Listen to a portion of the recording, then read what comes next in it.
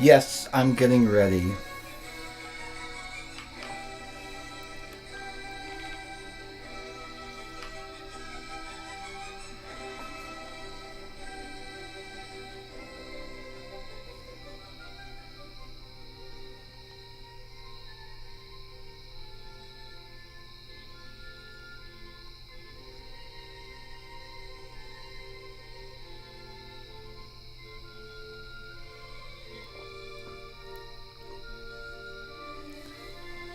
Somebody commented, "This is really happening."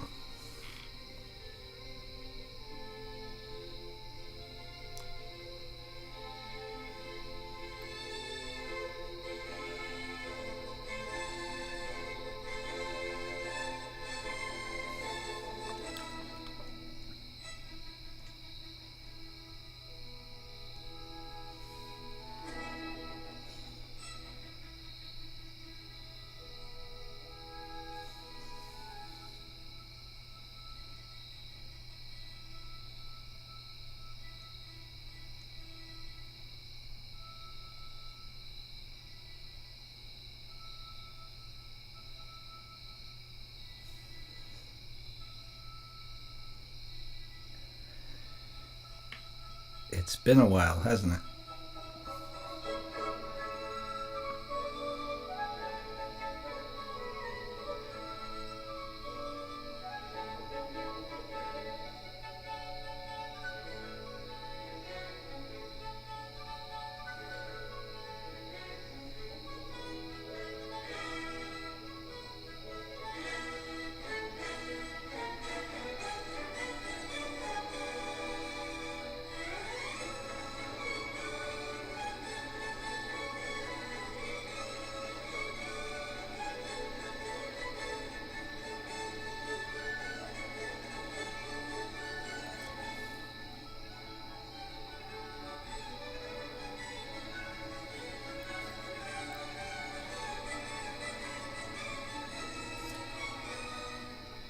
Gather round, me pretties.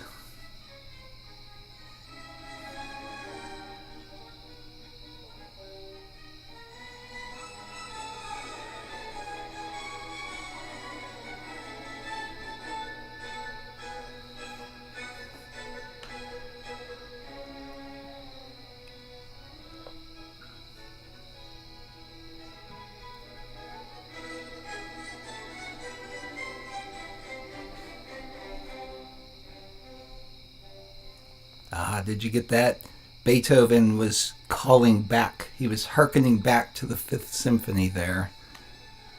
He teased a little bit.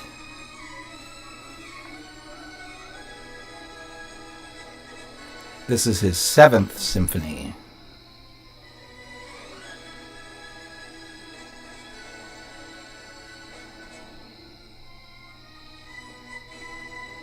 Movement 1. A joyful symphony.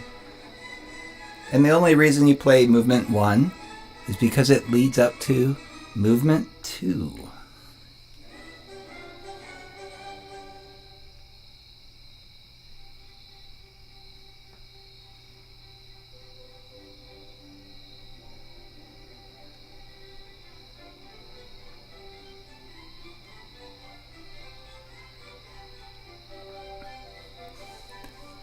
I thought of calling this stream Proof of Life.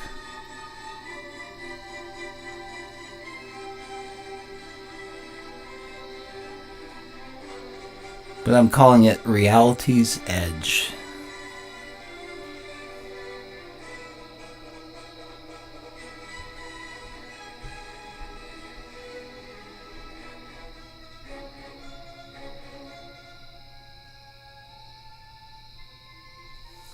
I have a lot of notes. This could be a long one. I don't know.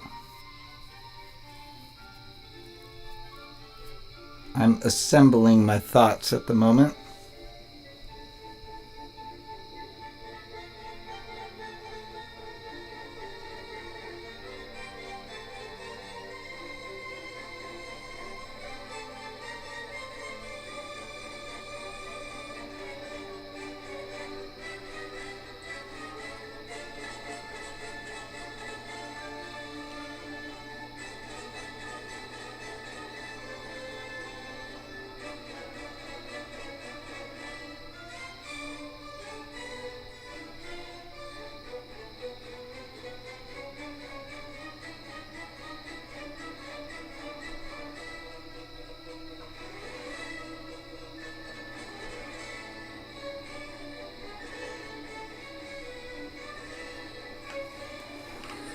All is well. No worries there.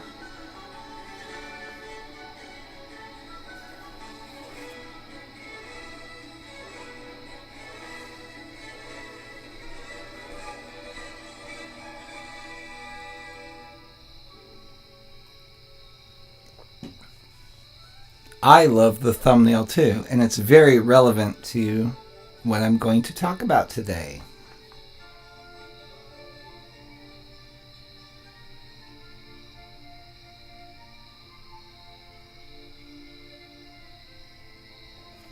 Tonight, or whatever time it is for you.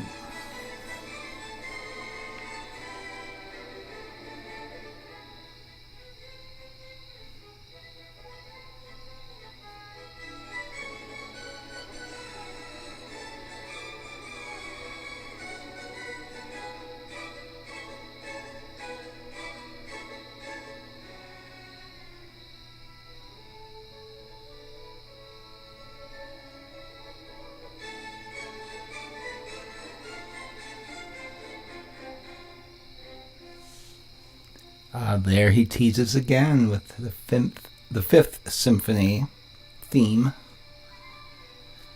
Oh, Beethoven, you scallywag. This part's good.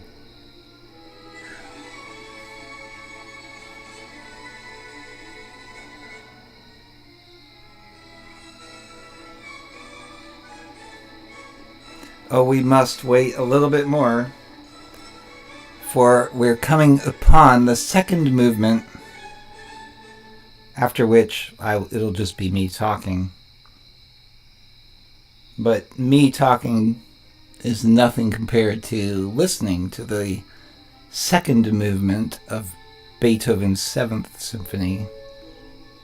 So I'm kind of forcing this on everybody in this here place. Because if you can't listen to Beethoven, especially the second movement of his 7th symphony, then, well, I have nothing to say to you.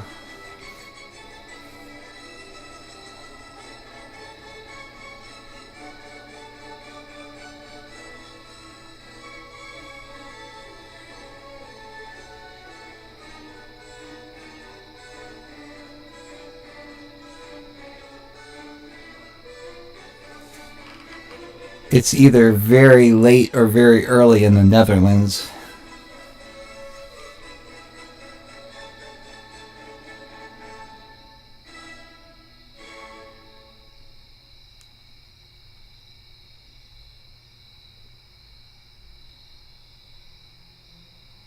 Here it comes, the second movement. It should.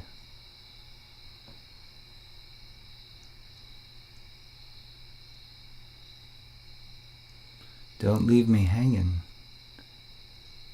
It will come, I guarantee.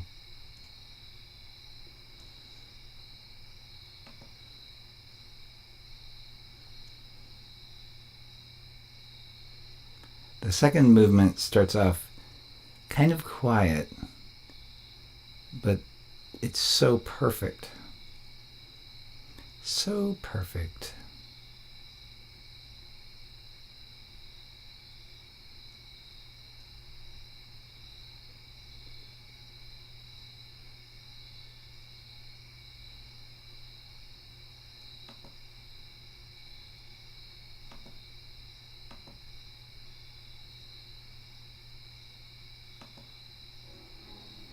Okay, there it goes. Oops. What happens when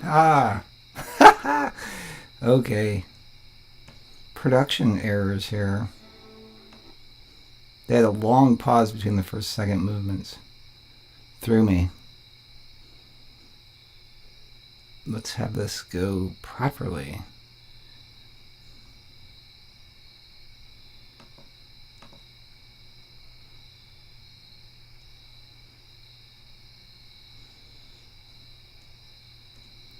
Because I'm not starting until the second movement.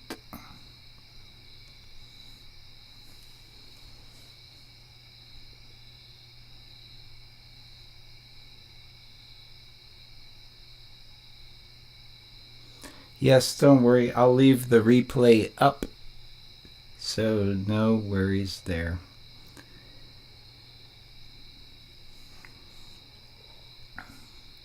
I've never seen such a long pause in a symphonic performance between the first and second movements. Frankly, I am quite baffled by this.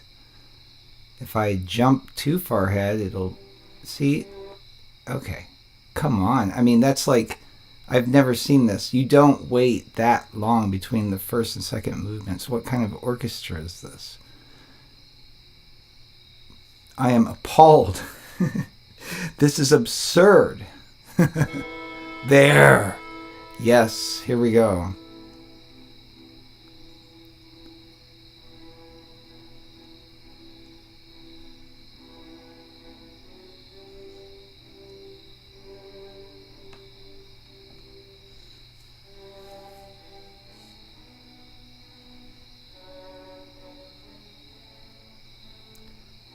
I wasn't coming back without this music.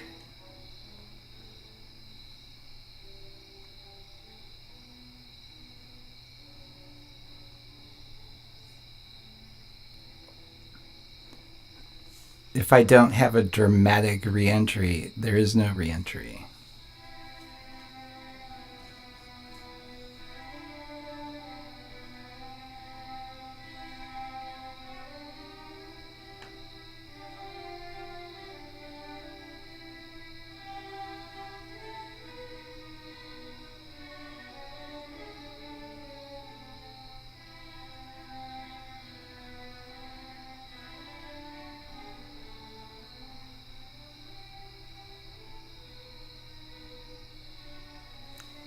If you think I haven't been reading and researching and thinking this entire time, well, you would be quite mistaken.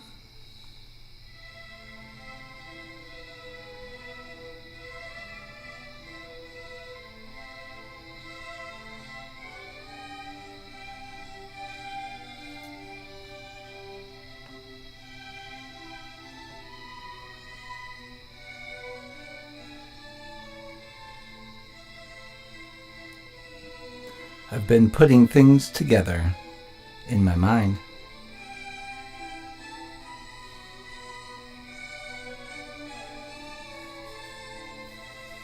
And it all culminated into an interesting experience which I will share.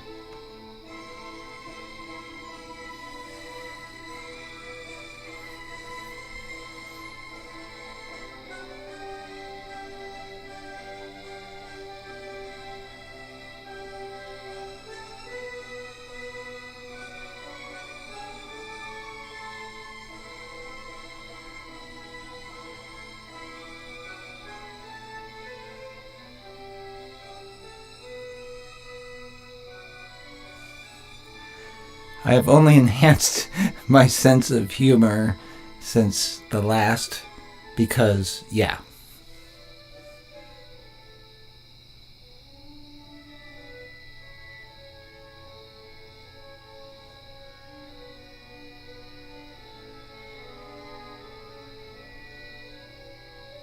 I do feel like I have a lot of answers now, which I'm excited to share.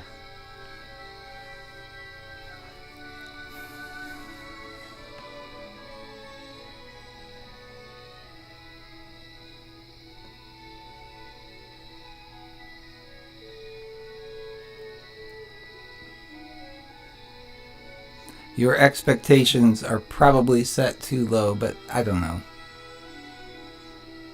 That's for you to determine after all the secrets of the universe have been unlocked, which is happening tonight. How about that for expectations? I have been all over the world and elsewhere.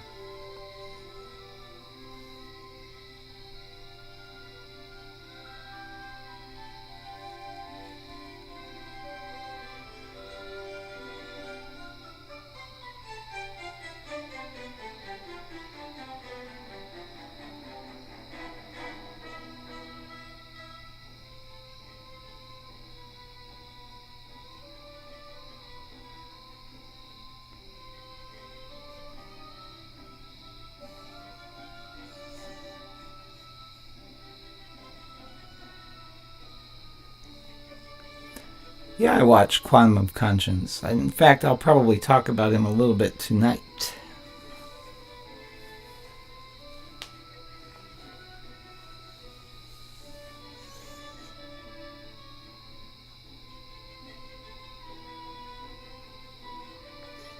I have all my videos, don't worry. I'm just too smart to leave them all up all the time.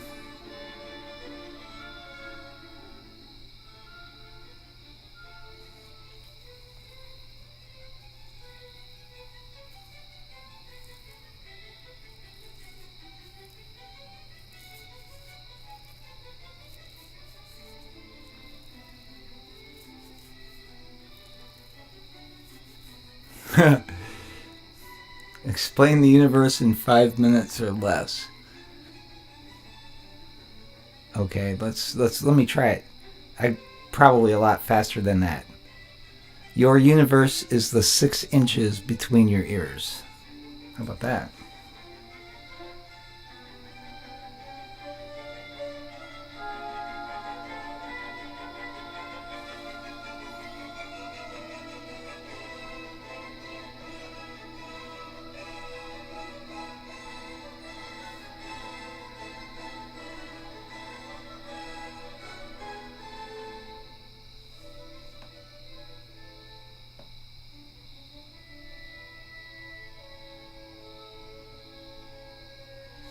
We're getting close. The second movement of Beethoven's 7th Symphony is drawing towards a close.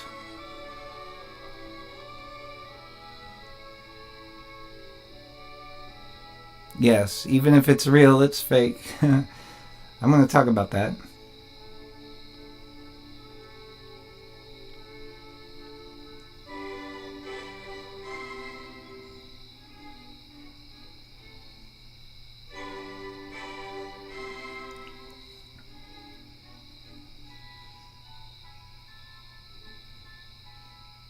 Explain the universe in one word. Universe.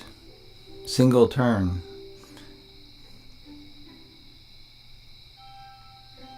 Oh, the current state of affairs. I might touch on that. Not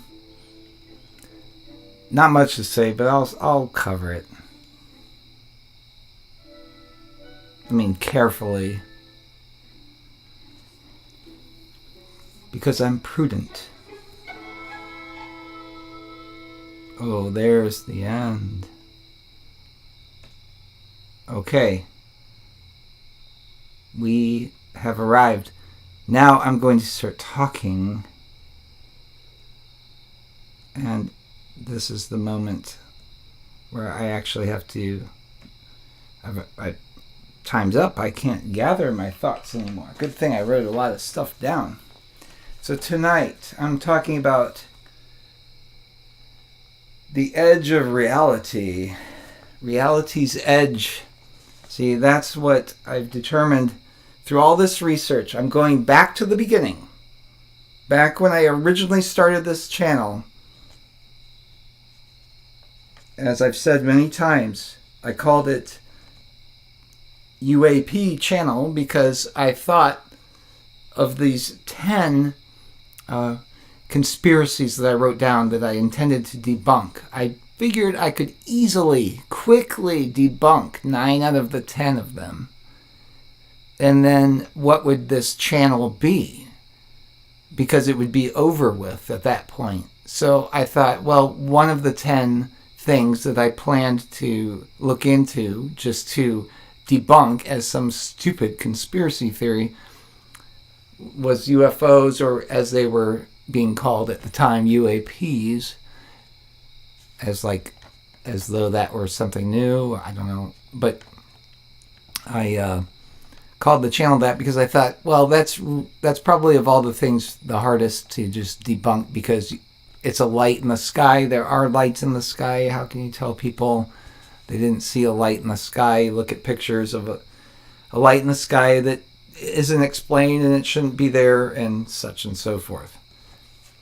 What I found out when I set out to do it, because I did it with intellectual honesty and an open mind, I found out it wasn't so easy to debunk any of these things. I was just beside myself, but I didn't panic. I didn't back off. I didn't get scared and think, oh my gosh, what will people think? Because, well, I didn't use my real name intelligently, and I didn't show my face, which eventually I did, but then I didn't, and I'm not because lots of reasons. But it gives you this freedom to just look into it, not worry about what people think, because I noticed some of the initial defenses just as soon as I started to look into these things, which I thought they were ridiculous. I agreed with everybody in the mainstream at the time, for the most part, that, these things are stupid, and I'm going to debunk them. I'm going to debunk them hard. I'm going to debunk them with pizzazz. And so I went to do that. And I encountered resistance. And I thought, well, what kind of resistance am I going to encounter when it comes to these claims that I'm investigating that are... if you would have asked me at the time, I'd have said, well, these are ridiculous claims. People that think this or that major news event is fake or whatever, whatever it was. It doesn't actually matter. But whatever it was, I started to question it. And mind you, this was done with intellectual honesty and with just the purity of, I want to know the truth, and I'm going to be objective. And when I started to do that, I encountered resistance of this certain kind that I was not used to. because I'd never been on that side of the issues. I was always pretty much mainstream on everything except for one topic, which was evolution, which is a different story. But I always considered myself very much into science, just all these things. And the resistance I got was this venomous attack on me personally. People who didn't know me would make accusations that were so laughable. They're like, get an education. Get an education. It's like, okay, I'm a top scholar.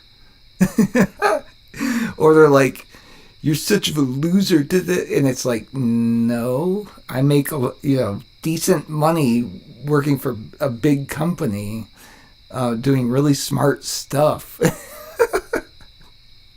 It just made me laugh. So it made me more intrigued, but it also pissed me off a little bit because they said like really mean-spirited stuff just because I was taking this side of the issue.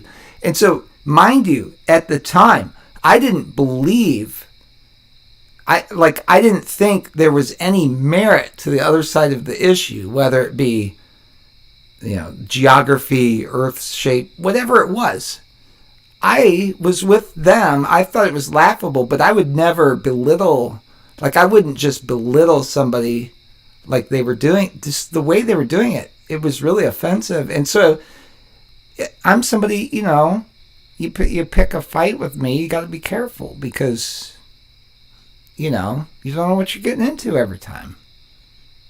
And so I felt like they were picking a fight with me, like Neil deGrasse Tyson. And so it pissed me off. And so I fired back with the same, I took it farther. If they were sassy, I was more sassy, And so I did all that. And I had a lot of fun with that. But then it's like, okay, come on, let's really look at the issues. And then I started to find, no, there's seriously credible arguments on the other side of this issue, of this ridiculous thing, that makes it so that you can't just dismiss it. In fact, some of the things logically falsify the mainstream narrative of this or that, and it requires a response to which no response is given. How does that happen? And all this stuff started adding up. Plus, it synchronized with things that had troubled me since I was a wee young lad in elementary school. As Sherlock Holmes says, it's elementary, my dear. Well, in elementary school, that's where the problems began, because I would see things that seemed patently ridiculous being presented as a fact, whether it be a news event, an historical story, or just the way things were presented in pop science or pop culture. I wasn't buying it. I noticed things like they were always saying, we're one step away from the flying car, and I would thought things like, what if they already have a flying car, but they just are never going to let us have the flying car? Can't be that hard, and things like that. I just would question, and I didn't have an answer. If I would ask the teacher, it's a joke. I would never get a proper answer from any of my teachers, probably. And then, so there's nobody in my class I could talk to about it. I didn't really discuss this with my parents or family. So there were a lot of things I had to sit on. So I just thought, well, I'm going to pursue my education and find the answers to everything that way. Boy, that didn't really work out. And it's not because I didn't do well in my education. I did very well. And I was just disappointed by what was offered. It was just lame. I mean, it just didn't make sense. And as soon as I said anything about it, I got shut down. It was all political. And I found it very distasteful. And so I still had to sit on these things. They were like little popcorn seeds that were going to pop someday because it's a kernel of truth, and it just kept heating up inside of me, put it that way. And so finally, I've decided this is as best as I can do right now to tell you about this, that we all share the same reality. So there shouldn't be any arguments about these things, like these whack conspiracy theories, or when something happens, it shouldn't be like people shouldn't. Why would people argue about the shape of the earth, or why would people argue about the existence? And so I took an example of something, and I'll tell you more about it later. But I took an example of Bigfoot because I never, in all the time I did this channel, and then in my original list of 10 conspiracy theory things that I would look at, Bigfoot wasn't there. I've never talked about Bigfoot. I don't think so. I never considered it. It just was outside of my radar this entire time. And so when I sat down and I came up with this philosophy, and I wrote it down on paper. It's 2 pages of paper. And I wrote it down, and I thought to test this, and to test it by looking into something I hadn't looked into before. A couple things. But mainly it led to the Bigfoot phenomenon, so that's what I'm going to use. But so it's reality's edge. And so what I'm talking about is we all share the same, like, there's no argument with a lot of things between people. Like, if you sit on a couch, it's there, like just basic things. But when you start talking about certain issues that are typically what become like conspiracy topics, whatever, like that, we're getting to the edges of reality. And so, how do I describe it? The edge of reality. It's whenever there's something where it shakes you up. It shakes up everything you thought you knew. So let's say, and I'm not saying that there's any merit to this or anything, but let's just say for example, if somebody's walking along and they see let's say a werewolf or a UFO and whatever, some extremely strange thing, there's no way to explain it. A ghost, whatever it is. And the person sees that, and so that's like part of their reality. They believe they saw it, and they're a credible person, but there's no evidence of ghosts. There's no evidence of werewolves, or there's no evidence of, well, I won't say no evidence, but there's no accepted evidence of anything like that. And so that's what I'm talking about, the edge of reality. Another example would be just a major event that has endless conspiracy to it, like the JFK thing, the JFK assassination. And it's like, what really happened? Like, that's at the edge of reality. Antarctica. Just things like this where it's just like, it should be so simple. Outer space, where I want to see a live view of Earth right now. I want to see the city lights. I want to see the cloud cover. I want to match it up with the weather maps and everything. Oh no, I can't. Oh, that's not available. Why? Because I'm asking too much from reality, because that's past the edge of reality. You see what I mean? Things just get weird. Can you dig deeper than a certain depth? No, you're just getting to the edge of the realm, so it could be a physical thing. So that's what I wrote about. So I wrote it down as like, okay, there's about 8 things that I noticed, 8 characteristics of the edge of reality to define it, to know. Okay, maybe if I just move forward, it'll make more sense. So coordinates. So there are places on this earth where you can expect a certain reality. And there are places on this earth where you can expect a different reality. And let me give an example. If you go to London, that's going to be a different place where you're going to see and experience different things in London versus a Native American sacred lake that hardly anybody ever gets to go to or whatever. Wouldn't you expect when you would go to this super sacred, special lake that is protected and it's on like a reservation, it's off limits and all this, wouldn't you expect that maybe you're going to see, hear, or experience things differently than if you're walking the streets of your hometown? I think so. That was number 1. Number 2 is the time. And what do I mean by time? Well, I mean the time of year. I mean the time of day.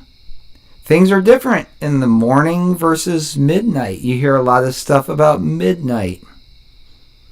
You know?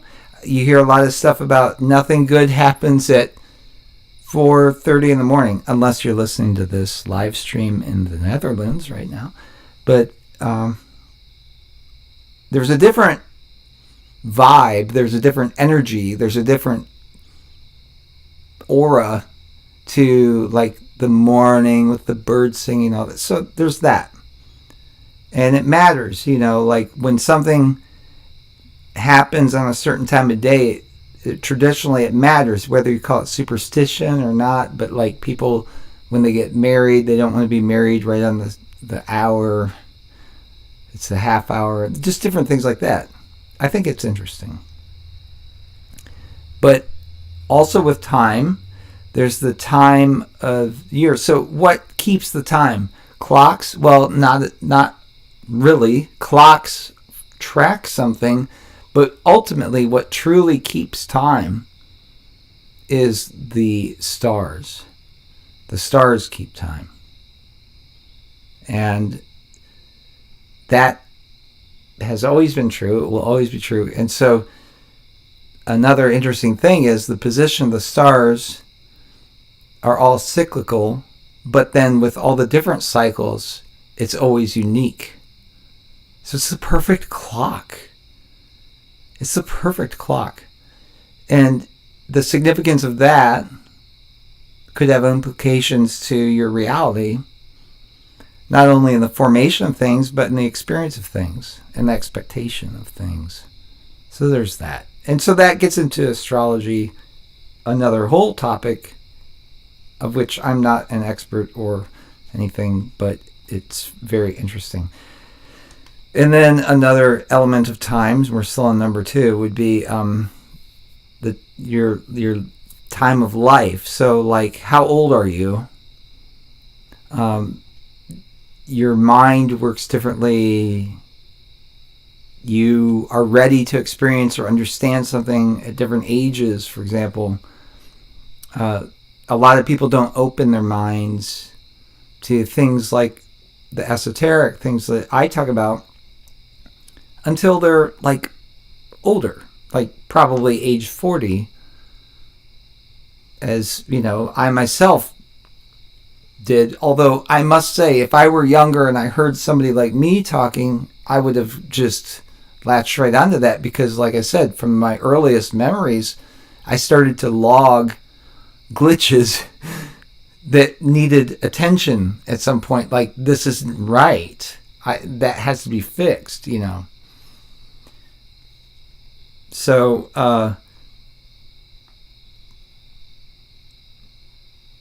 also with the time of life, it might be your age, it might be like your personal astrology or whatever, like, oh, this is the time when this happens or that happens. I don't know about that. It's hard to say. But then I would say also life events, like if you've had a shock or if you're bored or different things like that, can make you ready to see through something and see a different reality that's always been there, but you were blind to it. Let's put it that way. Sometimes a tragedy can be a blessing in disguise because it opens up your mind to different things and you start to see life differently. And so, yeah. So that's time. And then also, what have you been doing lately? That can affect things. Like if you've been praying or if you've been studying a certain subject, you'll start to notice different things that have always been there. It just becomes a part of your reality. So you have to be careful about what you're interested in, wishing for, and looking at and all that, because you have this ability you might not be totally aware of manifesting things or just things that have been there, but when you see it, it changes your life. Even though it hasn't changed, it's just your perception changes, and then it's like, oh, wow, it can be a good thing or a bad thing, There's this story of somebody who was ice fishing. I love this story because they were ice fishing on a lake that has a dam, and typically the dam, it was always full, the lake was full, and it would ice over, and they would ice fish on it, and no problem. And the ice was thick enough, whatever. They go out, they're ice fishing. The guy puts up the tent, drills a hole and everything. And he's dropping the bait and all this stuff, and he's ice fishing like normal. But something's off. Like, he can't tell what it is. He just has this feeling something's off, And he decides not to ignore it. And he starts investigating, like, what is different? So he lifts down and he lifts up his bait out of the hole where he's ice fishing, and he notices that something looks weird about it, and then he realizes what it is. The bait isn't dripping wet. It's dry. So then he gets a flashlight and he looks down the hole, and he sees the surface of the water is like 25 feet below him because the dam sprung a leaked out water through a crack, but when it had iced over, that ice was in place, but it was about to crumble. And as soon as he saw that, he just laid down and just crawled backwards to the shore, left everything out there. He was just like, oh, no. So that's what I mean. When you look into something, sometimes you'll find something that is like, wow, I'm glad I noticed that before that was too late. So there's that. Okay, number 3. This is what I wrote. I sometimes, I have to remind myself what I was thinking. But I wrote, so your heritage. So your reality depends upon your heritage. So there's genetic factors. There's family, depending on what family you grew up with. Some people have natural abilities that others don't. Some people lack typical common abilities that most people have, but they don't have, or they struggle with it. There's this whole spectrum. And I think for the most part, we don't appreciate the full range, the full spectrum of all of these abilities among all the people that we may know very well. Nobody asks about this. When's the last time you've asked somebody you know, hey, do you have any, have you noticed that, any special abilities that you have to, sense something or do something that really seems impossible? You'd be surprised what answers you get. Because I think a lot of people do have these special abilities, but it's so much put on the DL officially. That's preposterous. Nobody can see that. See, what a conspiracy bullcrap. That somebody could have a special talent of communicating with animals, or see a glow or sense an energy of a person and know something about them that seems impossible to know. I just think there's a lot more to that. And I think a lot of it has to do with your heritage, and that has a lot to do with your destiny. And there are some things I've scoffed at, but maybe deserving of more respect. That some people were born to do something, or I don't know. I think it's worth looking into. I think that determines what reality somebody is experiencing. Again, this is, who's to say what somebody else what their reality is? It's certainly not your reality. They've had an entirely different life experience from you. All of us live in different realities in that sense.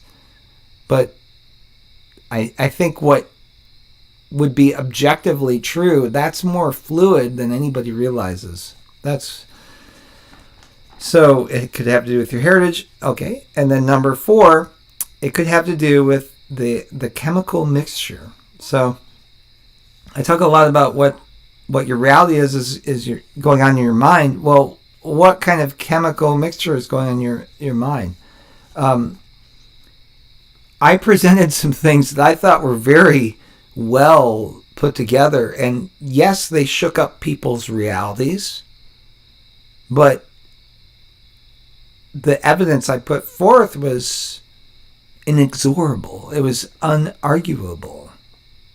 There was no way to criticize it that I could tell, and I welcomed proper criticism. But again, I was playing devil's advocate at first when I looked at these conspiracy theories and things, but I just got venomous attacks.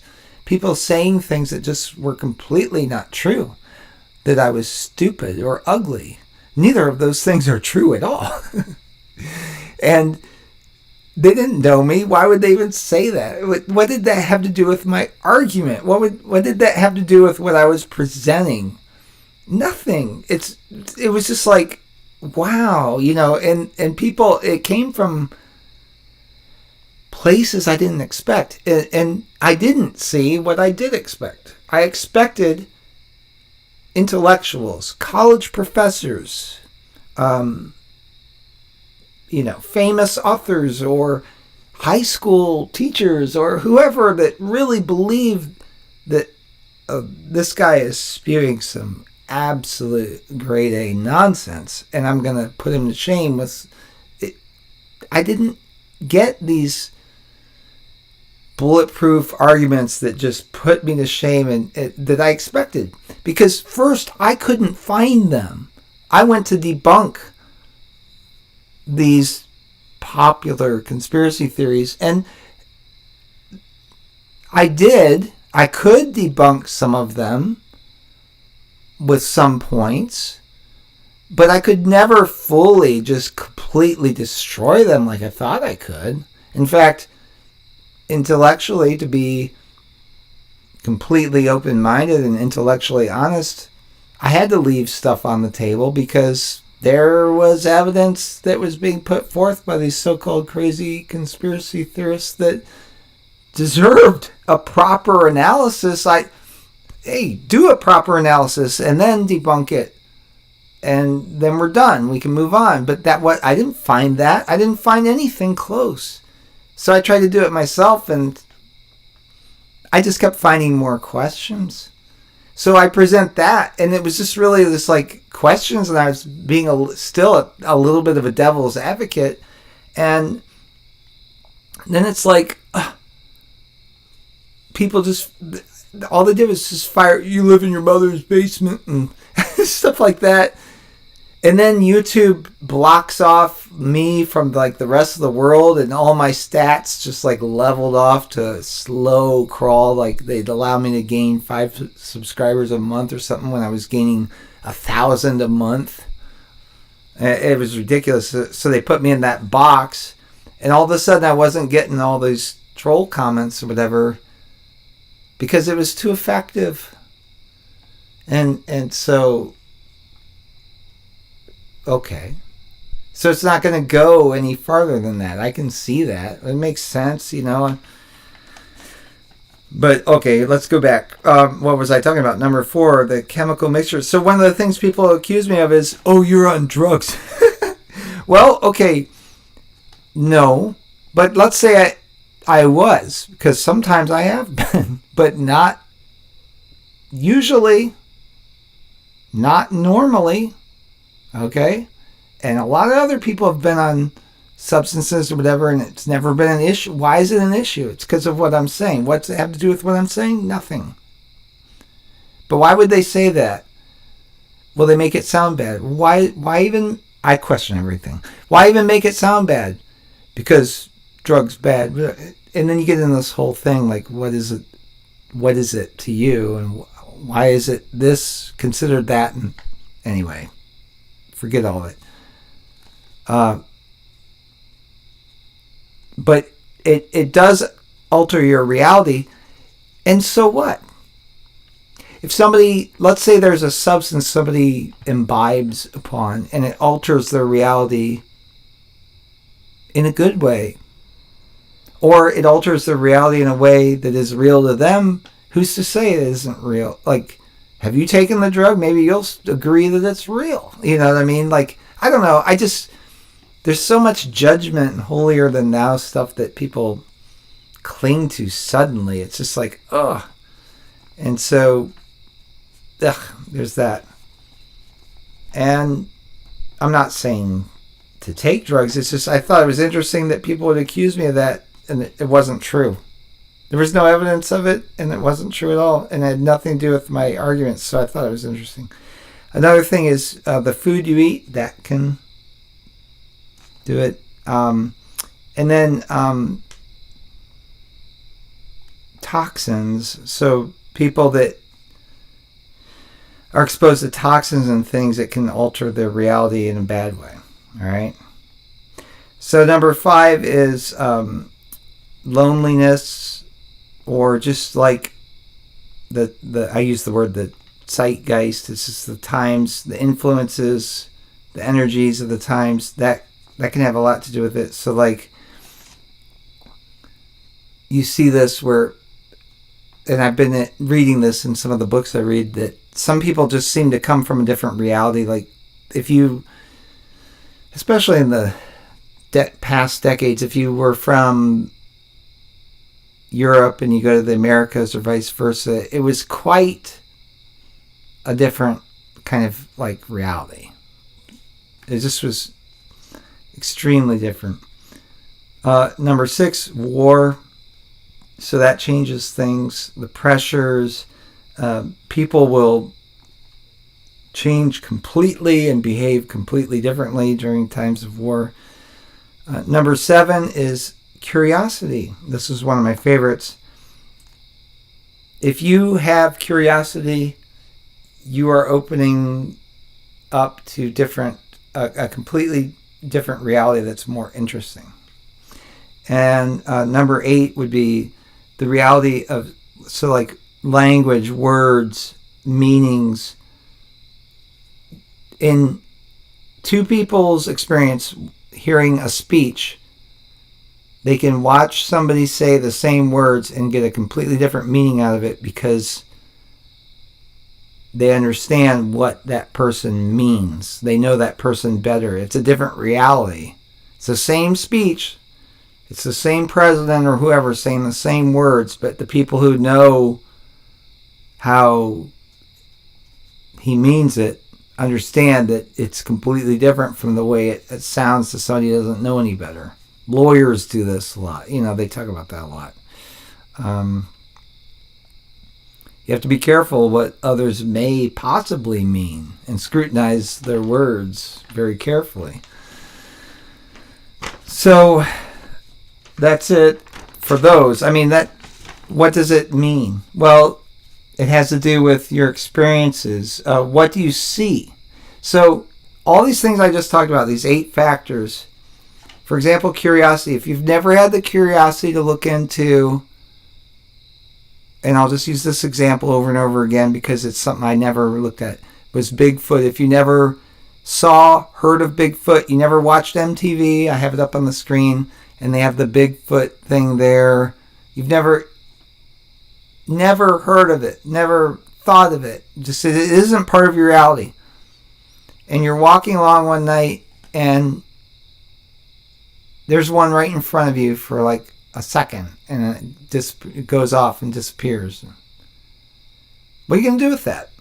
Well, first of all, you've had this experience, the same experience maybe somebody else could have had, but because of your age or the times you live in, the culture you live in, your upbringing, your brain chemistry at the moment, whether or not you're alone, whether or not it's like a time of war or something like that, then your brain might not register it, and you just think like, I don't know what I saw. And you just don't even know. You don't even see it.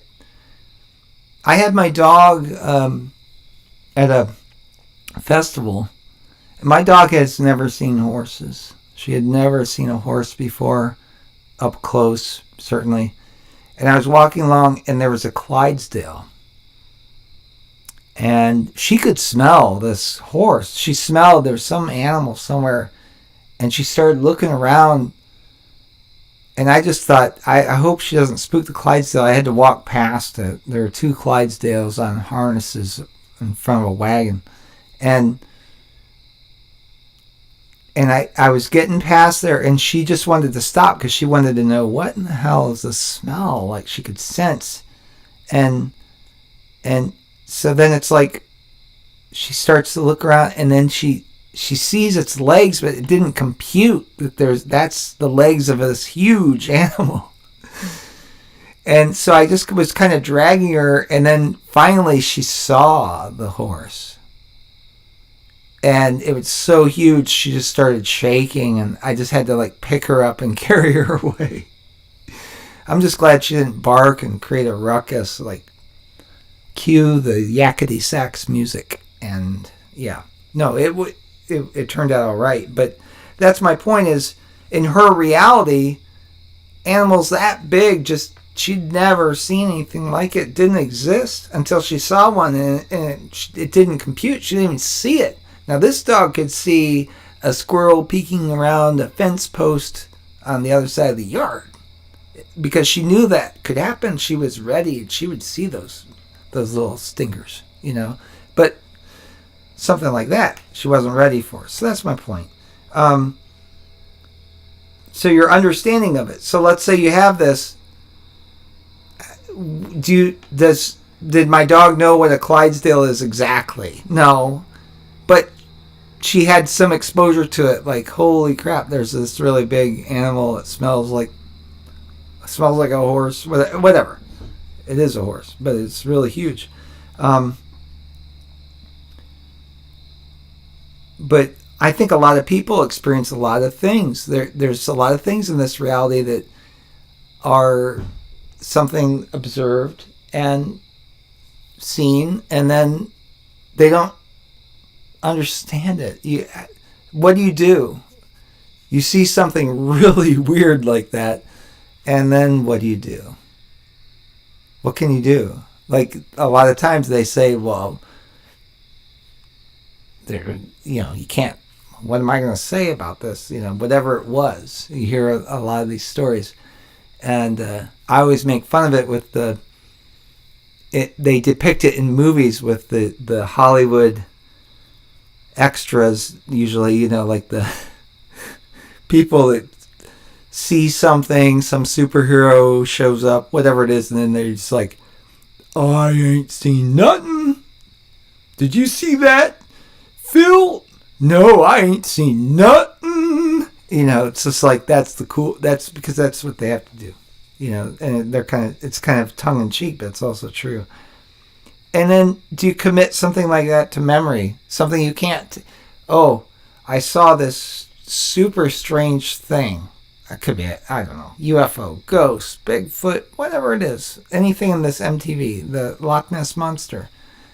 Yeah, you're going to remember it, but not as what, I don't know. You would remember it, but are you going to tell anybody? And then the expectations. Do you expect to see it again? That's another thing. You somehow know that if you go back to the same spot, if you grab your parents or whoever and say, come here and look, and you go back to where the Bigfoot was or the Loch Ness Monster or the UFOs or whatever it was, it's not going to be there. Somehow you know that because it's the edge of reality. You can't figure it out. So also there's this thing where people who really, really know how this stuff works, or they look into it long enough, they can actually make things happen or prevent things from happening, but that's really advanced stuff. And I can't really speak to it much except from my own personal experience, but that's neither here nor there, other than what I'm going to share soon here, which is, so I was looking into this, one second here. So I was looking into this, and I thought, I've never considered the Bigfoot question, whatever. I always wrote it off the same way was everything else. It was not part of my original list of 10 kooky things I was going to look into. So I thought, okay, well, Bigfoot is for sure something that is like the edge of reality. You're never going to get the answer. It's never going to be solved. You can go out and do all this. It's just not going to be that way. But so it should go away, right? Because science, it's not shown in science, so it should just go away. No. Somehow I know how the reality works, that people are always going to see it. People are always going to hear it. It's always going to be something, and then when you whip out your camera, it goes away. It's just that type of thing. And so you'd think, well, just ignore it then. Well, okay, you can choose to do that. But if you're intellectually honest and you have curiosity and you're open to different realities and different things like that, or maybe you've had some experience yourself that shakes up your world, that teaches you that life and reality is actually not exactly, if anything, what was presented to you in grade school and on the Discovery Channel or whatever your whole life. And it shakes you up and it opens you up, because then it's like, well, I don't know what's real. You can get into some really wacky things. Like when I was trying to debunk stuff, I would pick something even more crazy, and it's like, this should be a slam dunk to debunk it. And then I would run into problems where, they always say people will close their minds that I didn't do that. But as a result, I would look at some things that are quite embarrassingly strange. And here I have to say, well, that's an interesting point, that so-and-so could be this completely different whatever. Or this event could have actually happened in this completely different way. And all that stuff's a lie, but then somehow it's believed by almost everybody, and it breaks down. You can't. But I just couldn't let it go. I couldn't just say, I'm going to accept that it's normal in this case for things to go this way, because I have to believe that this major historical event really happened the way they said it did, whatever it was. And so I'm just like, no, I can't. So there's a lot of stuff I couldn't let go. But there were some things I just refused to look into because it just wasn't part of the scope. So the Bigfoot thing. So what got me on that one, I thought, okay, I'm going to use this as an experiment. I predict that when I look into the Bigfoot question, I will find endless breadcrumbs pointing to the existence that it has to be real. I will find evidence that is both convincing and compelling, yet has some twist to it that shouldn't have happened, that just doesn't make sense, and that just puts a question mark on it for whatever reason. And then I also thought that because I'm looking into it, I make it part of my own reality. And I am a being that has who knows what abilities and things beyond my understanding or whatever. And that because I'm looking into it, making it part of my own reality, that I may suddenly, even though I've never in my life thought about it, whatever, I may just suddenly see one or something like that. And sure enough, something like that happened. That's what blew my mind. So I'll share that with you.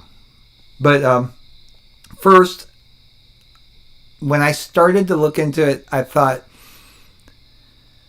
where do I begin with this? Because I don't know. What's my starting point? Like how can I take it seriously enough to even bother to look into it? Because it's hard sometimes. And so what I thought was, I put myself in the shoes of somebody who is, let's say that I controlled the world and I perpetrated all these hoaxes and all this stuff just to manipulate everybody psychologically to think that the world is a certain way and keep everybody buttoned down and in my surveillance and under my control and everything, like the so-called Illuminati or whoever. I put myself in their shoes. I thought, where would I operate? How would I operate? If I had all this technology beyond the imagination of these stupid idiots who think that everything we know is put forth on CNN for everybody to see, and there's no higher technology than that, and there's no knowledge or abilities or secrets of anything worthwhile, that science has it all figured out, everything, and you're the apex predator, top of the food chain. You can go on Wikipedia and find out every answer to every question you could possibly imagine, and anything else is idiocy and blah blah blah. All right, but let's say I set all of it up. How would I operate?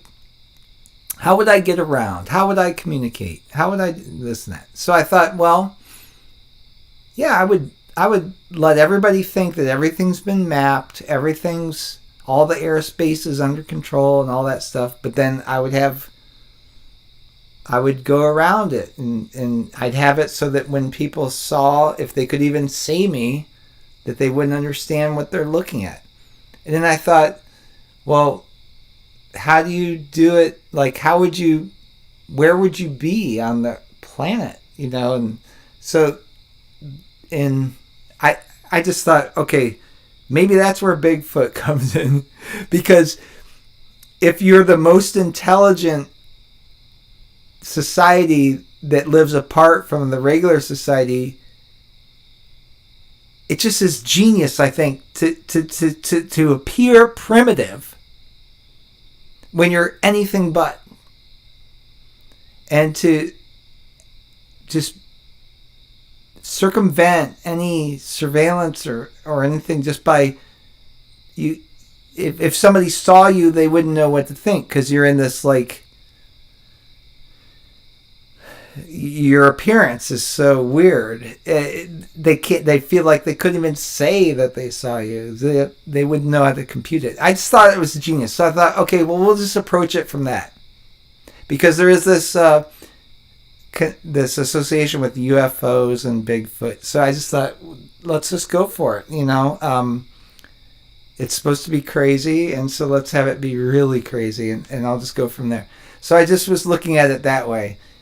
And so I approached it from this thing like, okay, the Bigfoot thing is not Darwin evolution stuff, but it's like this almost like superior being that could probably, it's like Planet of the Apes, like it's way more intelligent than you, blah, blah, blah. And then I started seeing evidence of that being the case from these testimonies. It was crazy. I don't know. So eventually I found Les Stroud, Survivor Man. He had the TV show Survivor Man. I always loved that show, and I respect the guy. And I found out he was all into this Bigfoot stuff. Big time. And so I'm looking at that, and I'm like, wow, Les Stroud? This is interesting. So I looked into that, and I just thought, he's really...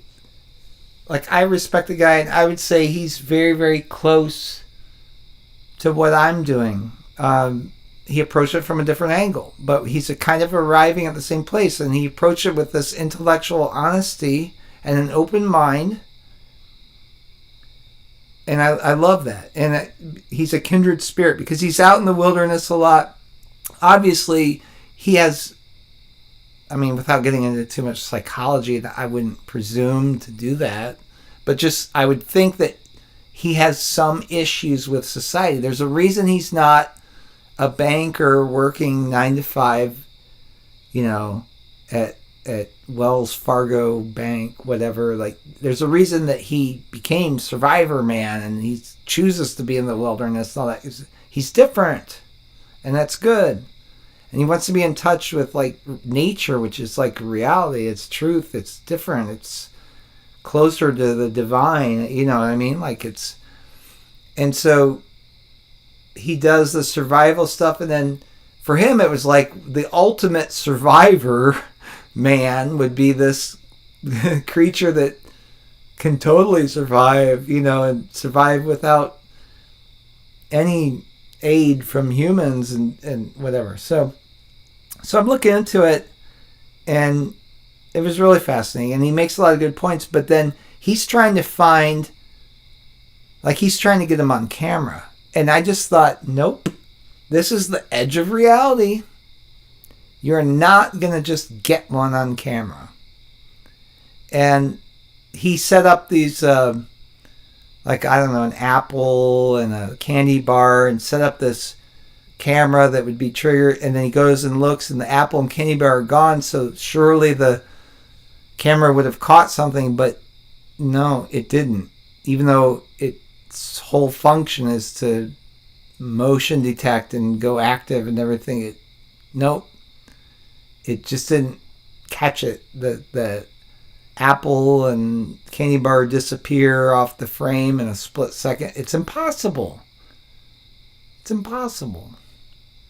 But that's what he came up with. Of course, I knew whatever it was either going to be, it remains untouched because he has the camera up, even though the stuff disappeared whatever before.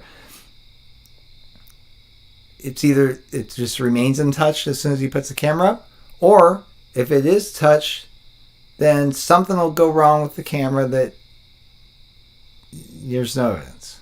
And that's what it was. Another example was every question you could ask, where's the body? And so then there's a story about somebody who has this body, and they put it on tour, and these two very well-known, renowned anatomists,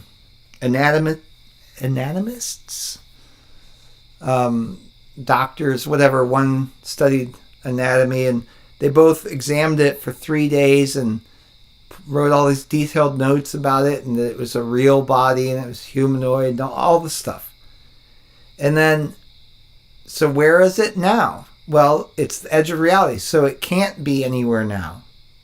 And sure enough, it's lost. Well, what happened to the guy? The guy was on tour and apparently it got too rotten, so he disposed of it and then he made up a latex doll copy of it and started touring with that and saying that that was the same thing. And then the two scientists went and saw that and they were made fools of because the guy shows up with the doll saying it's the same thing and they know it's not.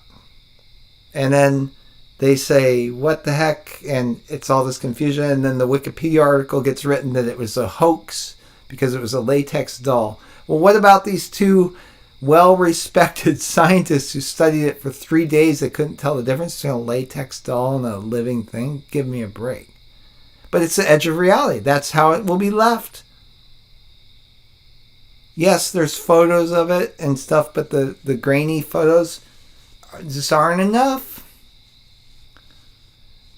And then, where's the video of the Bigfoot stuff? And then, okay, so they have the Patterson-Gimlin film, and that's pretty good evidence, right? But of course, some guy has to come out of the woodwork and say, they just filmed me in a monkey suit. And turns out not to really be true, but why would he do that? Well, he went and did it. And because he went and did it, if you look up the Wikipedia article, it probably just says that, it was a hoax and it was this guy in this monkey suit, even though there's no real evidence that it was. But it's just convenient enough, that's it. Well, okay, so then it's a cover-up. It's a cover-up. So if you do a Freedom of Information Act or ask the government about the existence of these things or whatever, are you going to uncover this cover-up? Well, kind of, but not really, but sort of. It just goes right down the middle because it's the edge of reality. It's just not going to change. There is no answer. And so, there's that. So then I'm looking at all this. So I recorded this like teaser video for all this stuff. And then one morning I hear outside my window, I heard. So I was playing a compilation video of like Bigfoot evidence because it's part of what I was looking at for this, presentation. And I'm playing this video and thought I heard something, whatever. So I paused the video because when you hear something and it's like, is that from like what I'm playing or is that from outside? So I paused the video and outside my window I hear this howling. And, I've lived here for a long time. I know what the different howls sound like. And I recognized the howl, but I recognized it from these videos I had been watching. I may have heard it, but I wasn't sure. It just sounded really different. I couldn't tell. Is it a wolf's howl? Is it like a train brake? Is it like a train that, where the brakes squeal and it's that? Or is it a dump truck that has like a really squeaky part and every time it loads the trash can in the dump truck it makes this squeak? But it was different. I'm like, what the heck? So I just shut up and I recorded it for about 45 minutes. It went on. And I could hear it getting louder and louder. And it had variations. And, the sun's coming up. So it's not like it's the middle of the night or anything. It was daylight. And then finally, I heard this very faint answer to it, which was a similar howl, but it was also distinct. And then the howl I was hearing started to get quieter again as the second howl got a little bit louder until the twain shall meet. The twain met and they were about the same volume and then it cut. Then it was no more howling. No more howling. So what I figured was whatever nocturnal beasts got separated, and as the sun came up, they had to hide, and then they start howling until they could find each other and meet up. It's just what it would sensibly be. What these beasts were, that I do not know. I have no evidence to say it's anything. But then, what happened next? I recorded that on and off over that period of about 45 minutes until the twain met and then I'm not hearing anything anymore. I'm like, okay, well, I'll get back to my video. So I hit play on the video I was watching, and the very next segment of this compilation was a supposed air quote Bigfoot howl, and it was the same. It was the same howl.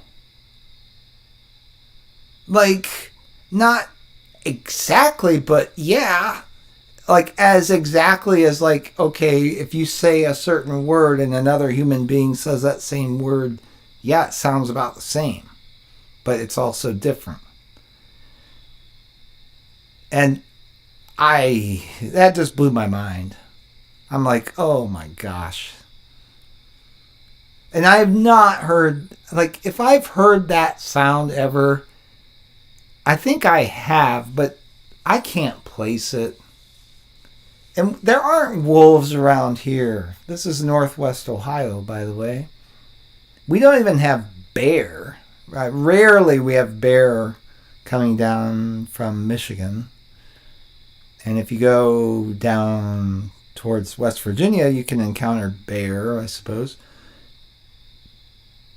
But I don't know.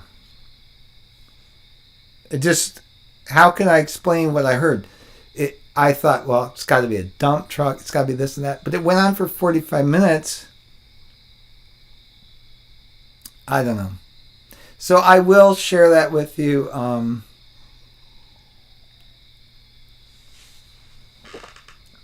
Let me find it and I will play a little bit for you. Because, yes, you're darn right, I recorded it.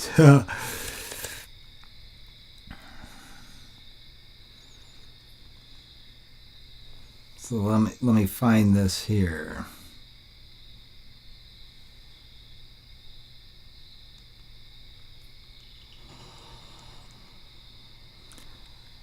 I mean, there's a whole bunch of them. I just have to find one.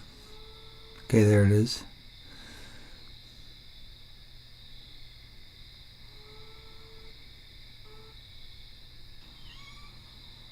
All right, listen.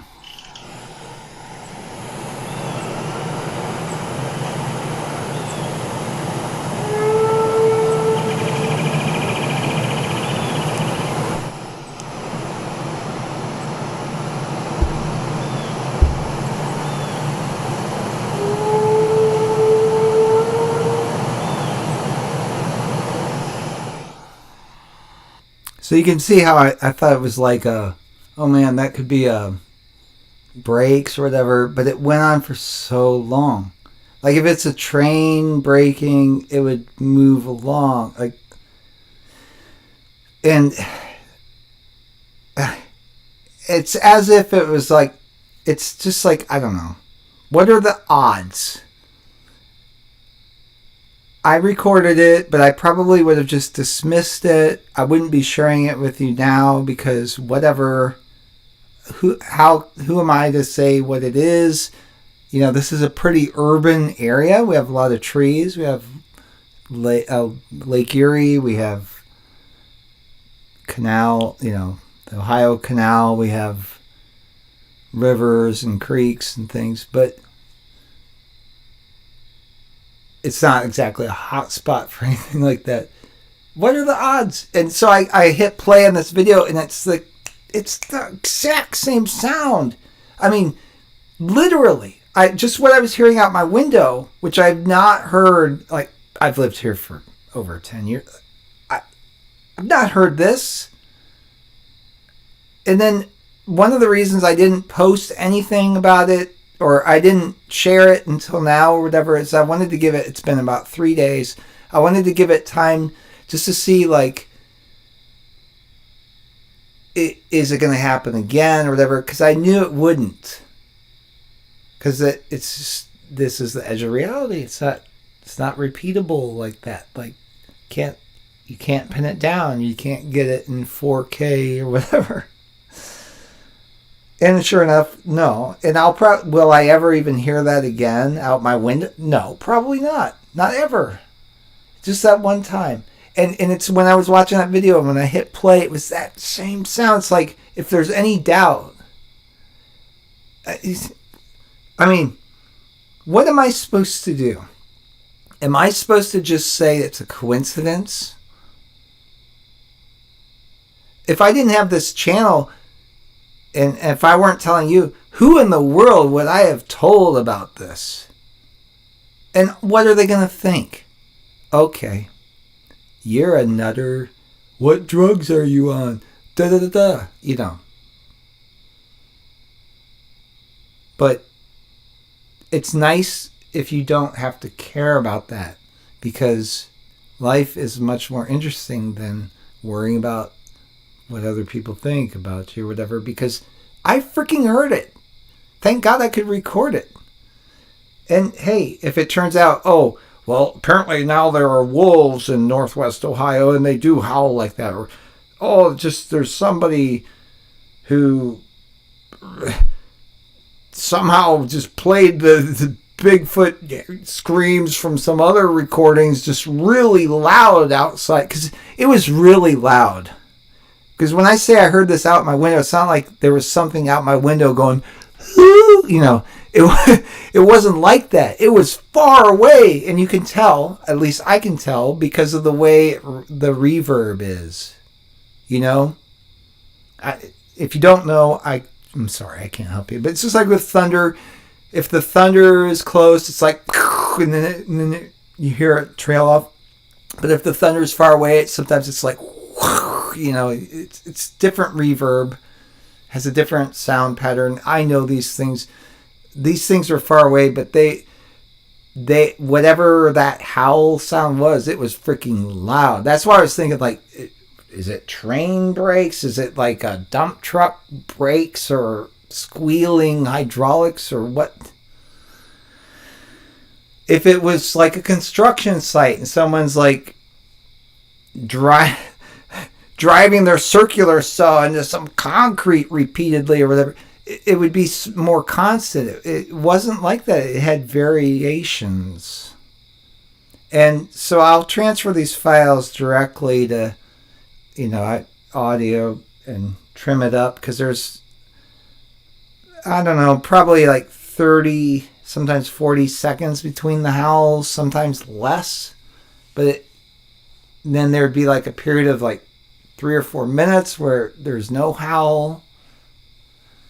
And I want to listen to it several times through again to look for different variations, because each howl is different. And I could identify maybe it seems like there's like 2 voices, you know, the other one that comes in later. But yeah, I mean,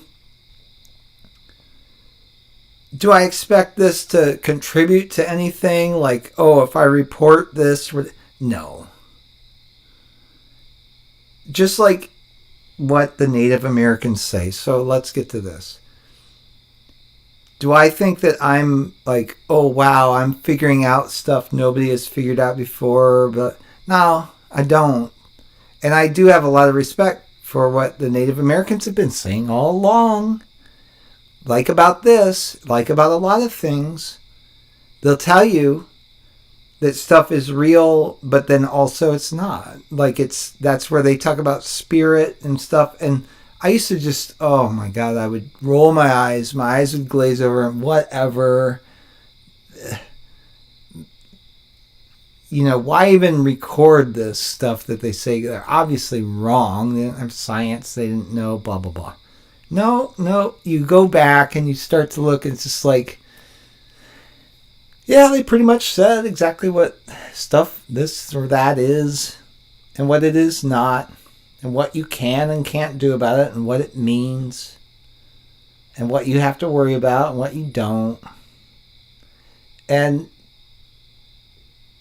yeah, they just say it. And people can't handle it, and so that's why they have the elders, and they have like the protected knowledge and stuff, because what good is it if they make something seem accessible, then they would have all these people inquiring about it, trying to access it and try to get evidence and this and that. And they also know that that's not going to happen, because the way these things work, you're not going to get that kind of evidence or whatever, for the same reason that they never mastered it in all their centuries of being on the land. They just have to learn to live around certain things and respect it. And it's the edge of reality. Your reality can't intertwine with some other realities exactly right. I'll put it that way. And to me, that makes sense now. Like, I understand that.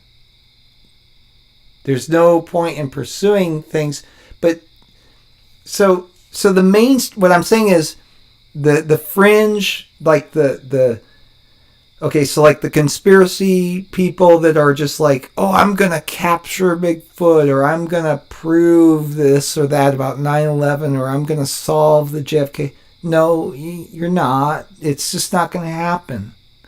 That's kooky to think that you can do that. There's no reason. I mean, logically, okay, it should be possible, but it's not going to happen.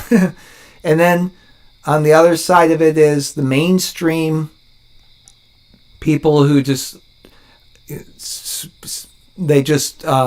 Heil to CNN or pledge allegiance to Fox News, whatever, and just feed it to me. I'm going to believe it, no matter how ridiculous certain events are and the anomalies associated with it. Or I'm not going to question it, and the things that are contradictory, I just won't question it unless you tell me I should. And that's the mainstream.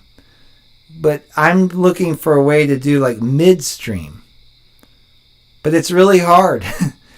It's like in Dumb and Dumber when he's peeing into the bottles and he has to stop. He's asked to stop midstream, and he says, You can't stop once you've started.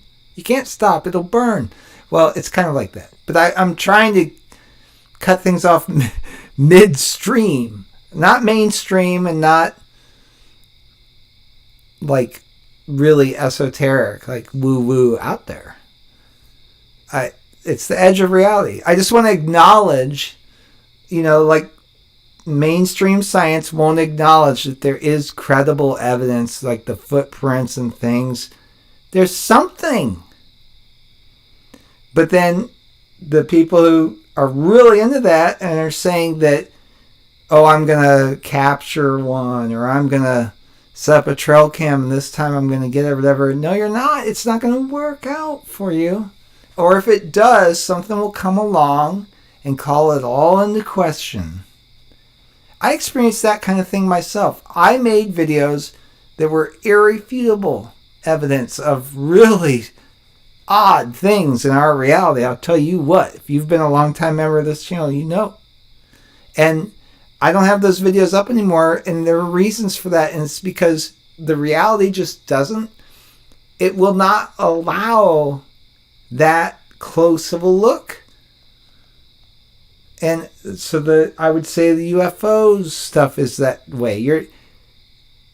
As cameras get better, they somehow become more elusive. How does that work? Or eventually, there are so many cameras everywhere that are so well detailed and everything that it's going to capture. Finally, it's going to capture it in 4K. Finally, right?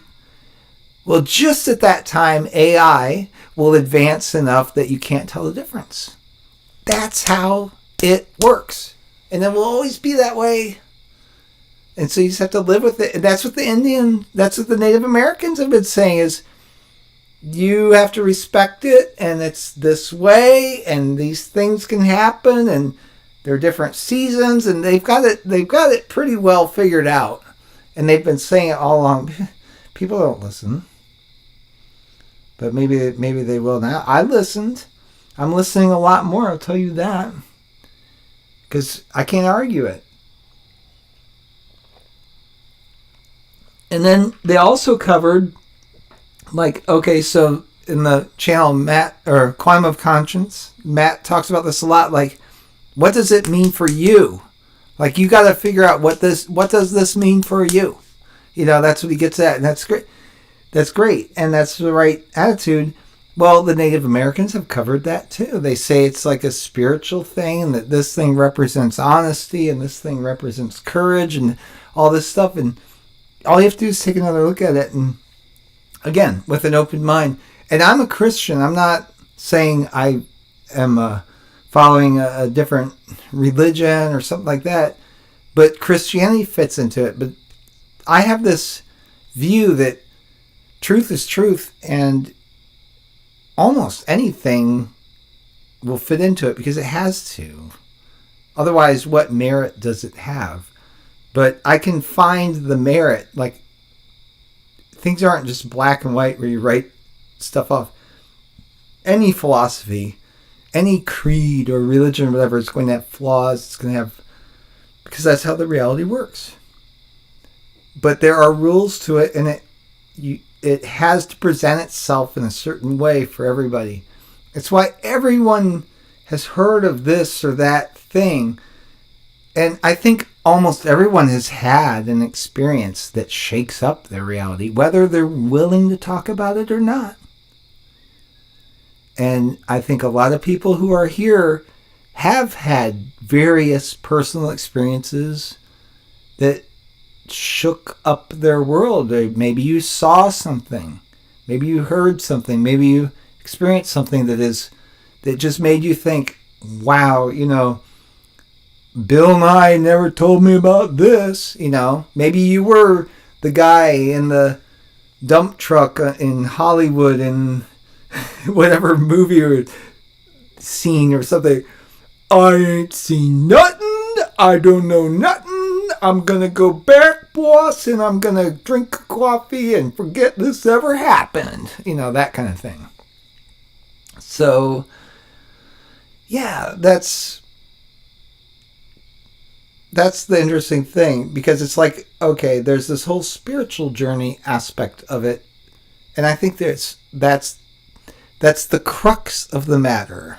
Sometimes I like to say it's the crotch of the matter, but that's maybe inappropriate. It's the crux of the matter. It's a spiritual journey for you, and when you're ready to experience something, or you need to experience something, whatever, then these things can happen, and it shakes up your world, and it gets you thinking differently, and there's a purpose and a meaning to that. Whether you find that or not is up to you, and what you do with it is up to you, but there is an opportunity for something, and that's how I look at it. Or you can just believe it's coincidence and just whatever, and God, it's that boring. But that's not why. I mean, even if something's boring, if it's true, then I will acknowledge that it's true. But thankfully, a lot of the things that I've noticed about reality are anything. They're far from boring. And it's fun to look into these things and experience them. You know, now that I've brought this up, I'm telling you, I'm betting somebody will just like hear all this and they'll think, what the hell? I can't believe he's talking about this or whatever. And they'll pull out of their driveway and see a 10-foot tall Sasquatch or something, you know. And they'll have their cell phone, they'll lift it up and try to take the video, and it'll just run away right before they hit record. Or if they have a dash cam, they'll go back and pull the SD card, and it's not even there somehow. Or they have the data, but it doesn't show up, and they can hear themselves like, oh wow, look at that, or whatever, but it's just not visible in the frame. And you know, that's just how it works. And then you think, oh, there's going to be nothing, and then there'll be something. Like the government issued that video about the UAP being hit by the missile or whatever, if you believe that and see that, and that's some really good evidence, whatever, but what's going to become of it? Nothing. So you might as well somebody could just say, oh, well, that's just AI bullcrap. Well, maybe they're right. You'll never know.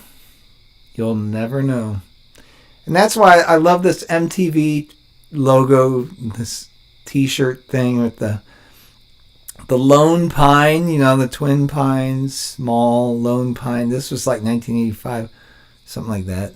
It's got the UFOs, it's got the Loch Ness Monster, and it's got the Bigfoot and stuff. It'll just go on and on. They might as well put in crop circles, cattle mutilations. I looked into the cattle mutilations thing, and it's just like, how do you hoax that? But then how do you explain it? It's fascinating. But is there going to be a smoking gun? Is somebody going to just like get in 4K a video of something sucking all the blood out of and surgically altering some cow and then dropping it from 150 feet in the air on top of some fence or whatever, and then it gets rigor mortis sitting up? Like, these weird things I've seen and people have seen, and credible people, and they talk about, and what do you do with it? Just say, oh, it's nonsense, whatever. Okay, yeah, that'll help you get, when it's time for your assessment at work for your promotion, and they look at your social media and see that you said that it's nonsense and da-da-da, it'll help you with that, right? And, okay, I can see why people do that and all that. But I don't, because I'm too intellectually honest. I can't just write off credible people who say they saw something. These ranchers who swear, like what are they gaining by coming up with some story like this? Like, they're ridiculed by people, or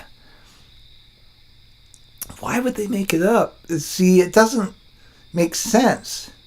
But then, are they ever going to have evidence? No, they're not going to have evidence of it. They have photographs. They have all that stuff. They took people out and look at the bones, and it is weird how stuff's just left there and animals won't touch it, and it's weird. And it keeps happening. It happens all the time. Governments know about it, but they also know that there's nothing can be done. And so they don't deny it, but they also don't address it. Why don't they send investigators to find out who's doing it? Because they know that they can't find out who's doing it, because it's the edge of reality. It's like maybe there's something about Antarctica that they know. It's the edge of reality. We can't have people looking into it because they're going to find all this weird stuff that we found, and then you can't explain it because we couldn't explain it. They won't be able to explain it. And it just gets yourself into danger and this and that. So we're just going to have it be off limits, and we're just going to make up the story about it being this or that. And we're just going to feed them a bunch of bull crap and put out a documentary every year or so about this or that and feed it to them and let them think that. And meanwhile, we'll put teams there and try to research it more, but we already know we can't get beyond this point, the Kármán line, whatever it is. Can't get there from here. There's nothing to be said. You can look at it, and it changes according to what you're thinking or something. It's just dangerous that way, and we have to leave it alone. We can't let people get to it, and that's the government's actually acting in your best interest by lying to you, because if they told you the truth, then a bunch of people would go out and get themselves hurt because they don't even know, and they're going to find out what they already know. And they can't tell you what they know, or else it'll happen. They can't tell the truth because it would create all this commotion and people would make the same mistakes over and over again. They already know. There's nothing to be gained from it. You can't harvest anything out of this. It's just the edge of reality, and you just have to leave it alone. You just have to make up a narrative, feed it to a bunch of people, and then leave it alone. And then they could talk about it in their secret societies, or the Native Americans can talk about it in their elder meetings, or we can talk about it here. It's pretty much all the same thing.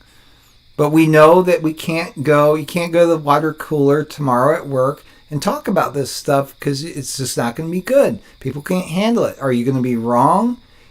Does it make it any less interesting? No. It's the most fascinating, interesting stuff, but it's not for the water cooler at work.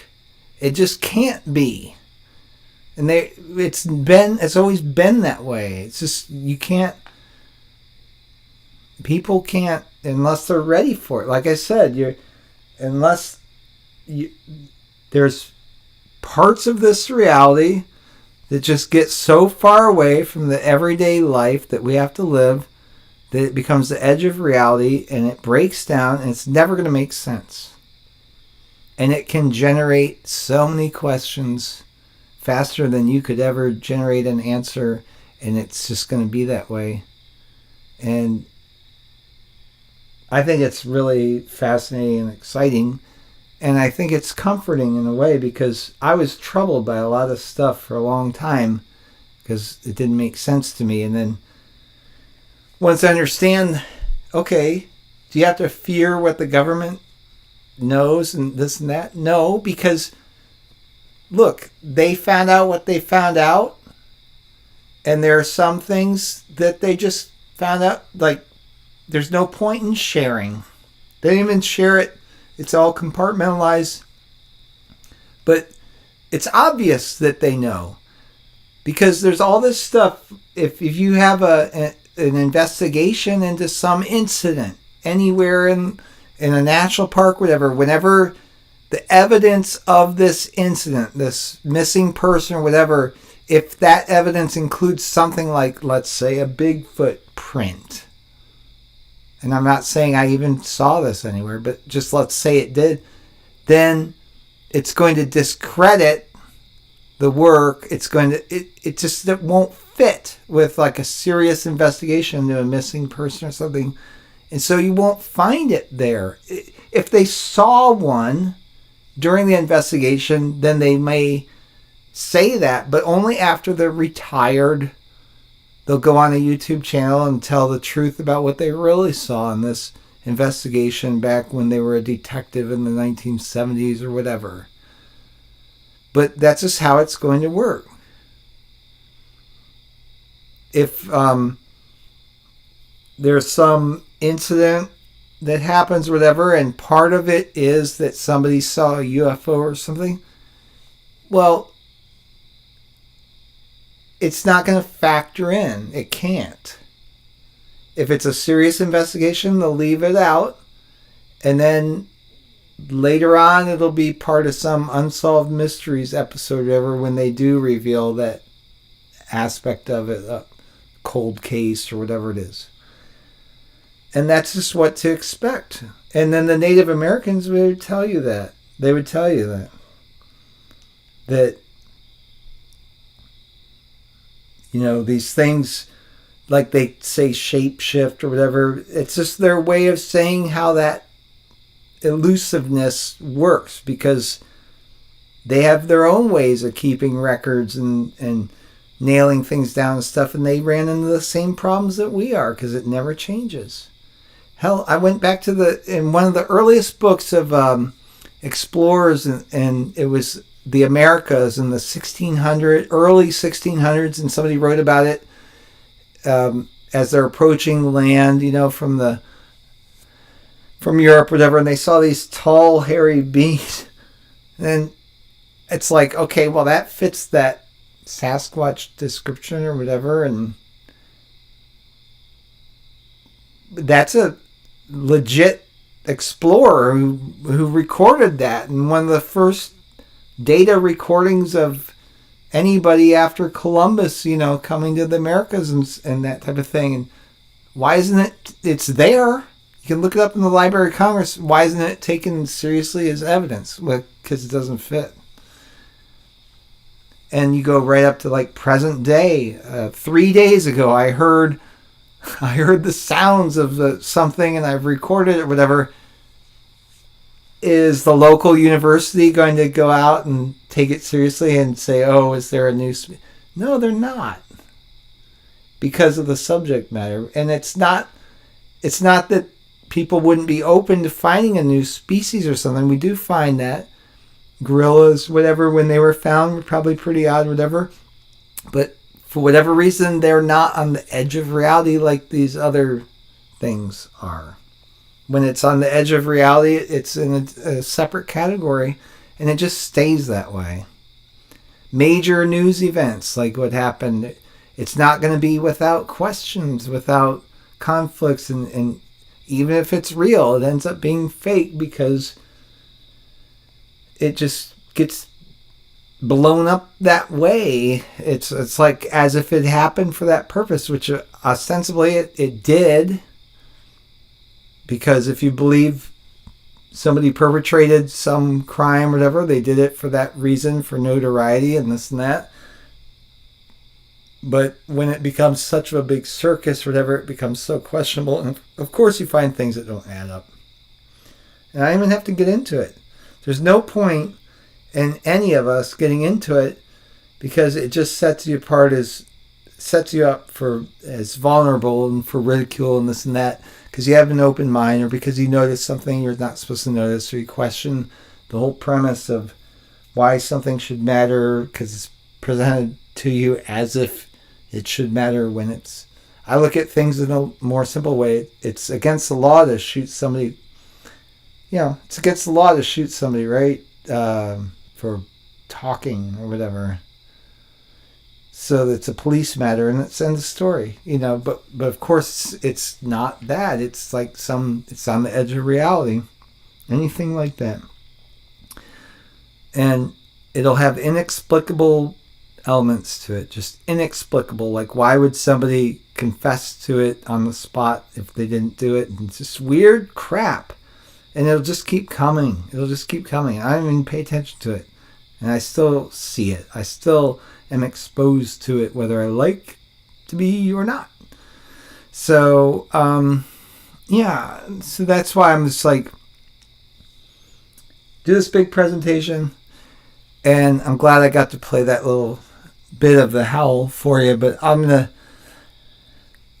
do some more analysis of that and see, because I'll show you, I'm going to take a clip from the video if I have time, if people are interested as well, and show you, like, this is what I was hearing, and then this is when I hit play on this video I was already watching. It was this, like, I don't know how to even calculate the odds of such a coincidence. But again, it's just been this way for me. I've run into some really amazing things, and I'm happy about it. I think it's something special. I don't know how it happens, or if it's just in my mind or whatever, but it is quite exciting and fun, and inexplicably, I'm not scared or nervous or daunted or uneasy about any of it. I'm quite comfortable. And one of the reasons I haven't posted or published anything is that I didn't have anything to say, because a lot of stuff was just the same stuff, I was just trying to figure it out and unpack it, which hopefully at least I've touched on some of that tonight, of how all of this stuff really works. And, in a practical sense, what do you do with it? Well, there's a lot of good that you can do with it, and you can avoid a lot of bad. And so that'll be my focus, I think, going forward with what I do. So, all right. Yeah, this has been almost 2 hours. I think I will take the step off of the edge of reality into surreality by ending the stream and, well, seeing what your comments are and gauging the interest in what you would want to hear more about it. And then I'll think about putting together like an analysis of the sounds, that I recorded that are pretty cool. I think it's pretty fun. And then I can share maybe some of the clips and things that I found interesting from my research that are, it's hard to argue, like if, again, like some of these things, I don't know how people can reconcile it in their minds, like, 10,000 people are delusional, say they saw something. But then those 10,000 people, of all of them, only like a handful even have a recording or a video or a photograph of anything that they saw. But there's some pretty interesting ones out there. So I will share them. I'm yawning. I'm tired. I should probably go. But it's been fun. It's been a long time.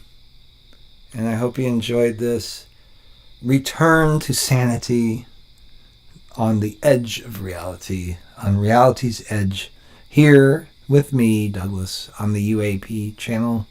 Yes, proof of life. Can't prove Bigfoot, can't prove the Loch Ness Monster, can't prove UFOs, but I can prove that I'm alive. I'm here and I'm well. Hope you're well. And a lot of you have said that you missed me, and I missed you too. And it's good to be here. Good to be back talking. Felt awkward almost at first to start doing this because it's been so long.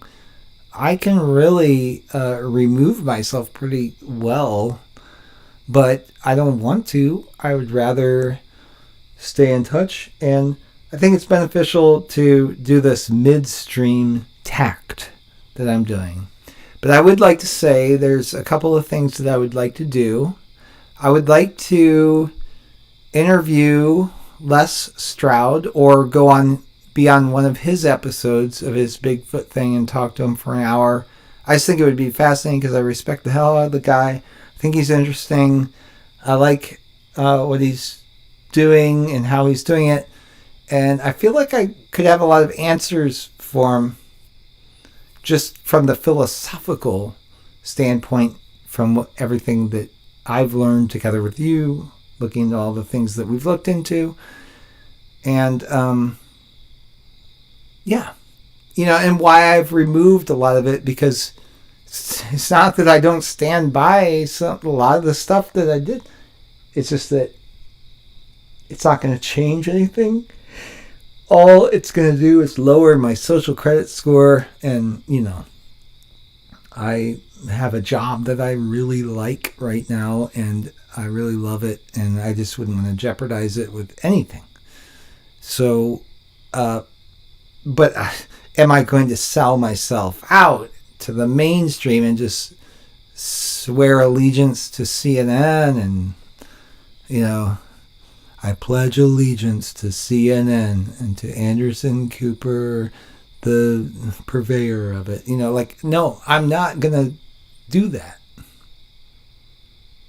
But I'm also not going to go out on a limb and put something out there that, it could be true and it could be funny. And I like to poke barbs at the likes of Neil deGrasse Tyson and other pompous people who just spew nonsense that is deserving of the kind of ridicule they dole out to somebody for having a different opinion or curiosity that they don't share.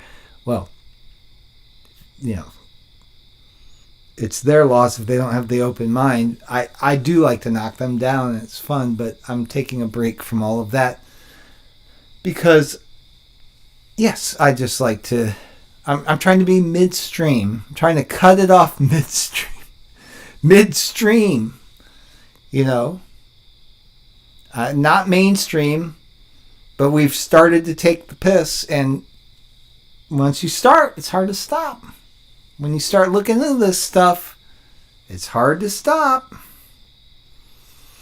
So, no, I'm not selling out for a salary. In fact, it's not for the money that I'm doing the job that I'm doing. I love the job I'm doing, and I'm not going to jeopardize it. It's too much. I just love it. I found something I love to do. It's like a second career, and yeah. You know, I've looked into all this stuff and everything, but you know, that being said, I'm not changing my tune about anything. If I found, I'm getting tired. If I found something to be true, it's true. That's the end of the story. But do I need to wear it on my sleeve? Do I need to answer for it to a bunch of people who just are programmed? No, I don't need to do that. If you're programmed and you're going to snap around knee-jerk reactions on things the way that I'm used to seeing, like, it's nothing new to me. You go do that. You go have fun with that. And it doesn't bother me. I don't like you any less of a person. As a person, I get along. It's all good. But if somebody comes, I'm like the wise old man in, I don't know, the Chronicles of Narnia, one of the books, or whatever. I'm going to be the wise old man that the kids can come to and ask the questions and get the real answers. And the adults don't give a shit because they think they know better, but they don't. That's just what I'm going to become. The crazy old man, you know, and then the kids, the crazy old man with the library smokes the pipe, and the kids are bored and they go and ask him questions, and he introduces them to this whole new concept or whatever that they, you know, can change your reality if you open your mind to different possibilities of how the world works. And yeah, I don't think that there's anything to be gained by just quoting Wikipedia and all this stuff. So I don't know. I don't know how other people would handle any of these things when they face it. Do they just think it's a joke? Times are changing a little bit. I think a lot of people are more open to more things. Like politically, I've seen people questioning if something's real who have never questioned that before. But then now it's getting so blatant, like they have to ask, you know, is this staged and orchestrated, this or that?